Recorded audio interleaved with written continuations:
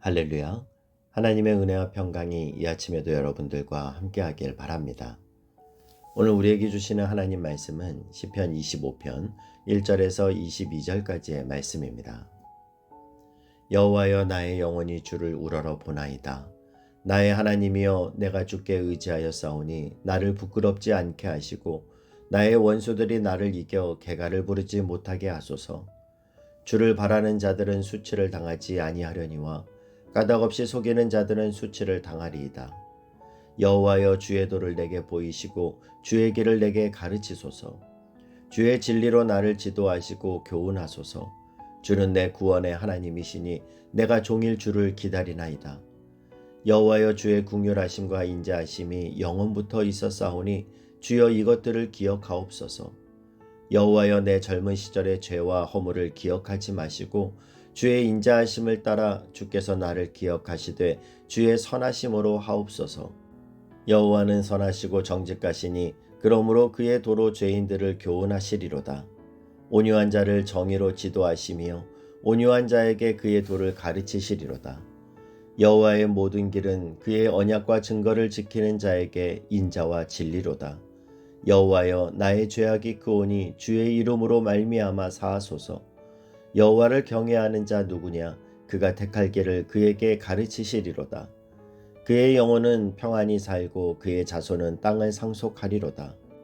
여호와의 친밀하심이 그를 경외하는 자들에게 있으며 그의 언약을 그들에게 보이시리로다. 내 눈이 항상 여호와를 바라보면 내 발을 그물에서 벗어나게 하실 것이미로다. 주여, 나는 외롭고 괴로우니 내게 돌이키사 나에게 은혜를 베푸소서. 내 마음에 근심이 많사오니 나를 고난에서 끌어내소서. 나의 곤고와 환난을 보시고 내 모든 죄를 사하소서. 내 원수를 보소서. 그들의 수가 많고 나를 심히 미워하나이다. 내 영혼을 지켜 나를 구원하소서. 내가 주께 피하오니 수치를 당하지 않게 하소서. 내가 주를 바라오니 성실과 정직으로 나를 보호하소서. 하나님이여, 이스라엘을 그 모든 환난에서 속량하소서. 아멘.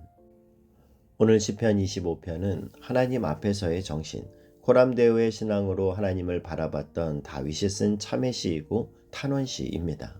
먼저 1절을 보면요. 여호와여, 나의 영혼이 주를 우러러 보나이다. 다윗은 고난 가운데 있었지만 그는 자신의 어떤 어려움이나 그런 어려움을 주는 사람을 바라보지 않고 자신의 시선을 주님을 향하며 주목하면서 주님의 인도하심과 인자하심을 구하는 것을 볼 수 있습니다.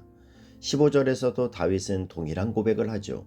내 눈이 항상 여호와를 바라보면 내 발을 그물에서 벗어나게 하실 것이미로다. 21절도 마찬가지입니다. 내가 주를 바라오니 성실과 정직으로 나를 보호하소서. 저와 여러분이 우리 삶 가운데 벌어지고 있는 고난과 어떤 문제도 바라보아야 되겠지만 계속 그것만 바라보고 그것만 묵상하면 우리 속에는 점점 두려움과 염려가 커지게 됩니다. 그러나 우리가 우리의 시선을 주님께로 주목하고 주님을 바라보고 주님의 인도하심을 구한다면 우리는 주님께로부터 오는 위로와 용기, 주님이 공급해 주시는 소망을 경험할 수 있는 줄 믿습니다.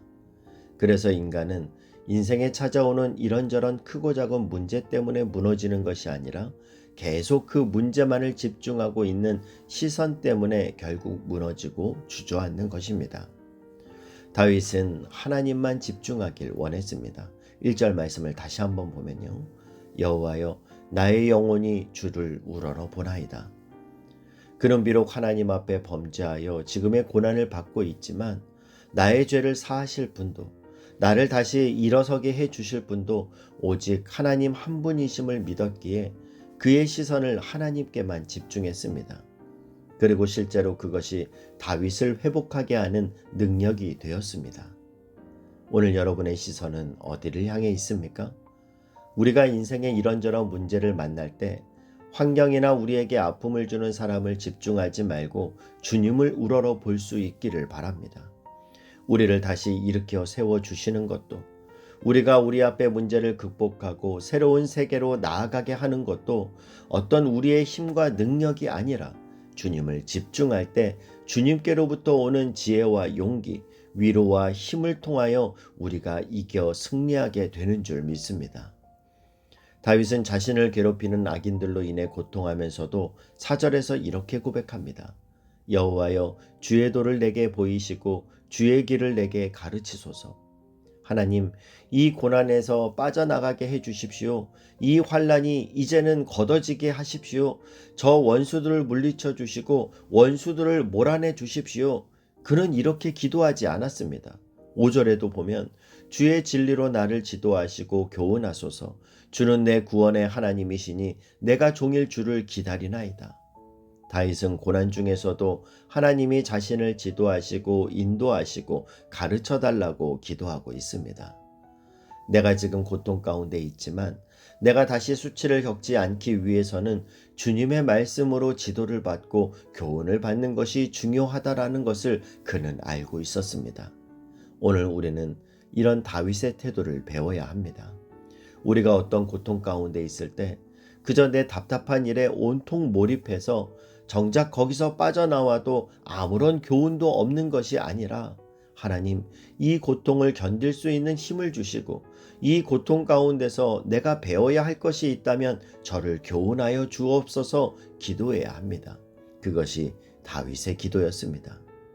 저와 여러분이 다윗처럼 삶의 이런저런 어려움을 만날 때마다 문제를 주목하지 않고 사람을 주목하지 않고 주님을 주목하고 그 고난 속에서 지혜를 배우고 그리고 내 삶을 인도하시고 다스리시는 주님을 경험하며 주님이 이끌어 가시는 주님의 길을 볼 수 있길 주님의 이름으로 축복합니다. 시편 25편에서의 다윗의 기도를 보면 다윗은 그동안 주님을 섬기고 살아오면서 하나님이 어떤 분인지, 하나님은 어떤 성품을 가지신 분인지, 또 하나님은 어떻게 우리를 인도해 가시고 우리를 지도하시는지 이런 것들을 잘 알고 그 하나님의 성품에 잇대어서 기도하고 있는 걸 볼 수 있습니다. 특별히 오늘 시편 25편에서 다윗이 고백하는 하나님의 성품은 긍휼하심 그리고 인자하심입니다. 6절 말씀을 보면요.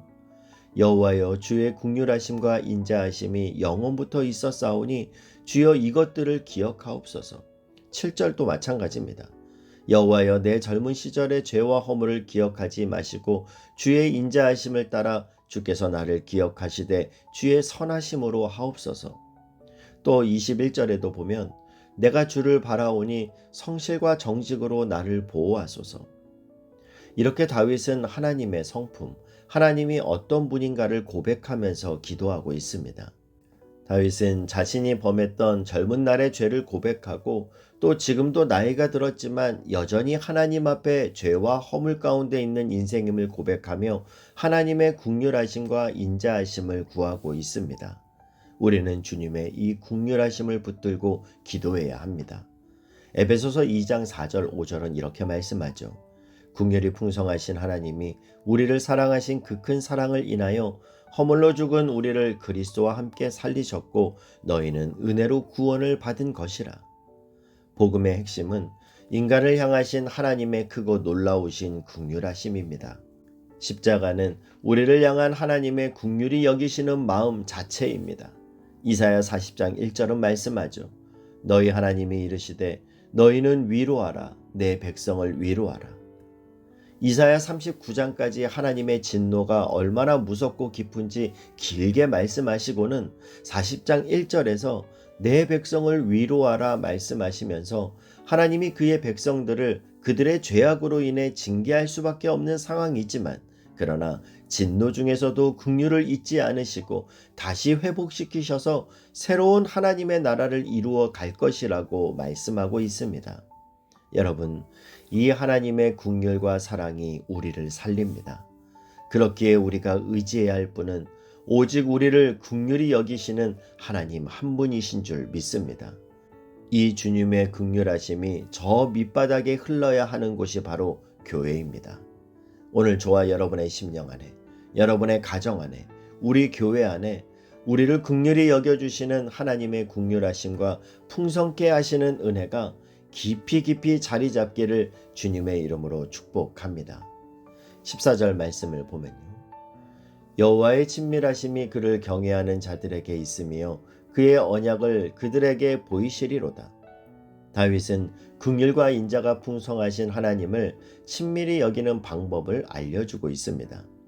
하나님의 친밀하심이 그를 경외하는 자들에게 있으며, 저는 우리가 신앙생활하면서 참 중요한 것이 하나님과의 친밀함이라고 믿습니다. 여러분은 하나님과 친밀하십니까?